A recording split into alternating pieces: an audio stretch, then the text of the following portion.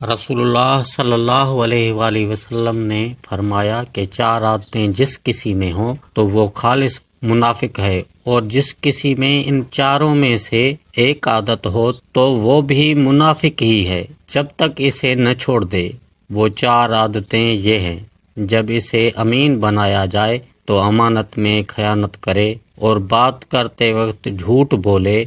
اور جب کسی سے عہد کرے تو اسے پورا نہ کرے، اور جب کسی سے لڑے تو گالیوں پر اتر آئے۔ ابو عمیر بن انس اپنے چچوں جو کہ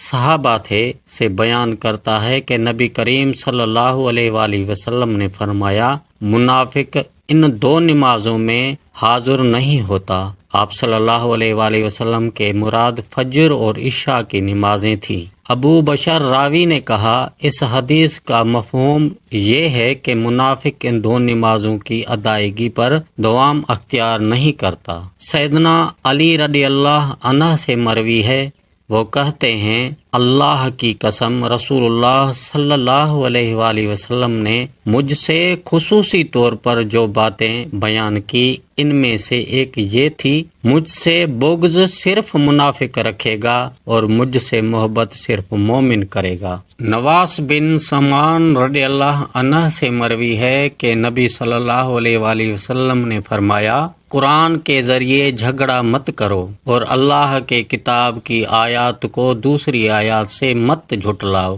مومن قرآن کے ساتھ جھگڑا کرے گا تو مغلوب ہو جائے گا، اور منافق قرآن کے ساتھ جھگڑا کرے گا تو غالب آ جائے گا۔ قیس بن عباد سے مروی ہے، وہ کہتے ہیں، میں نے سیدنا عمار رضی اللہ عنہ سے گزارش کی کہ آپ اپنے اس لڑائی کے متعلق ذرا یہ واضح کریں کہ آیا یہ آپ کے اپنی رائے اور ذاتی موقف ہے، کیونکہ ایسی رائے تو غلط بھی ہو سکتی ہے اور درست بھی، یا یہ تم لوگوں کو اللہ کے رسول صلی اللہ علیہ وآلہ وسلم کی طرف سے کوئی حکم دیا گیا ہے؟ انہوں نے کہا، اللہ کے رسول صلی اللہ علیہ وآلہ وسلم نے ہمیں الگ سے ایسا کوئی حکم نہیں دیا جو عام لوگوں کے لیے نہ ہو، البتہ رسول اللہ صلی اللہ علیہ وآلہ وسلم نے یہ فرمایا تھا کہ میری امت میں 12 منافق ہوں گے، وہ جنت میں داخل نہ ہو سکیں گے اور نہ وہ جنت کی خوشبو پائیں گے یہاں تک کہ اونٹ سوئی کے نکے میں